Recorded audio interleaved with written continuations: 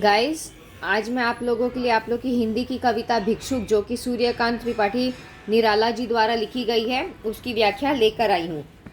जैसा कि आप लोग यहाँ देख सकते हैं कि हमारे यहाँ पर 3 जो व्याख्या होंगी।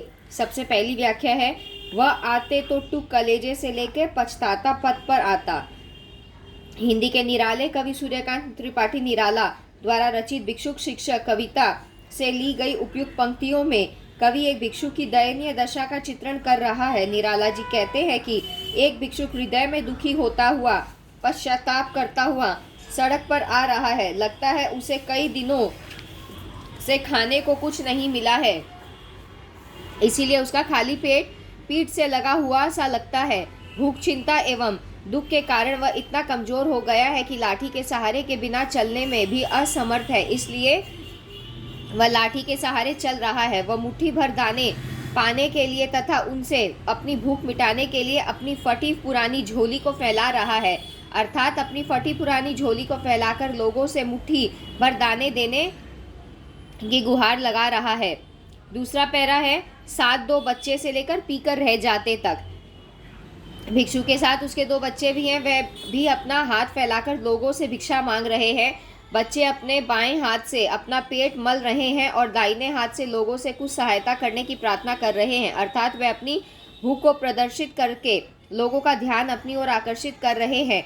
भूखे रहने के कारण उनके होठ सूख जाते हैं, तो भी अपने भाग्य विधाता से वह भूख, अपमान, उपेक्षा आदि के अतिरिक्त और क्या पाते हैं। अपमान और दुख के कारण वह आंसुओं का घूंट पीकर रह जाते हैं, अर्थात वह अपना मन मसोस कर रह जाते हैं।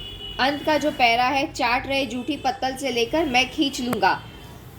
महाकवि निराला एवं भिक्षुक तथा उसके 2 बच्चों की दयनीय दशा का वर्णन करते हुए कहते हैं कि भूख को सहन न कर पाने की स्थिति में भिक्षुक और उसके बच्चे जब किसी अन्य से कुछ भी प्राप्त नहीं कर पाते तो सड़क पर पड़ी जूठी पत्तलें ही चाटने को विवश हैं।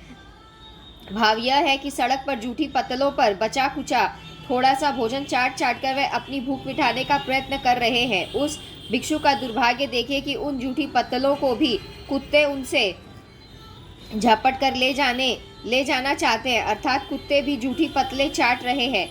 जब भिक्षुक उन जूठी पत्तलों को चाटने का यत्न करता है तो कुत्ते उनसे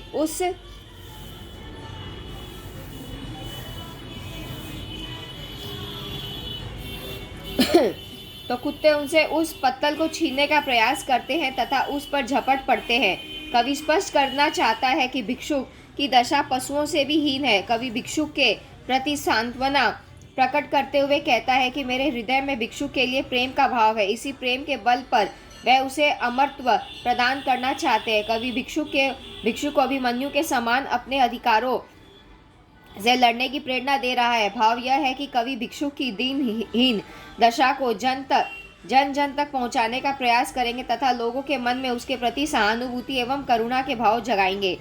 विशेष कवि ने उपयुक्त पंक्तियों में अभिमन्यु शब्द का प्रयोग किया है, जिसका आशय है कि वह भिक्षु को अभिमन्यु के समान संघर्ष करने को प्रेरित कर रहा है तथा अपनी कविता के माध्यम से जन जन का ध्यान भिक्षु की मार्मिक व्यथा, पीड़ा एवं दुख की ओर आकर्षित करने का संकल्प लेता है। अभिमन्यु अर्जुन का पुत्र था, जो अर्जुन की अनुपस्थिति में महाभारत के युद्ध में चक्रव्यूह को भेदने गया था। चक्रव्यूह को भेदते हुए वह 7वें द्वार तक पहुंच गया था, परंतु लौटते समय 7 महारथियों द्वारा एक साथ प्रहार किए जाने के कारण उसका प्राण हो गया था।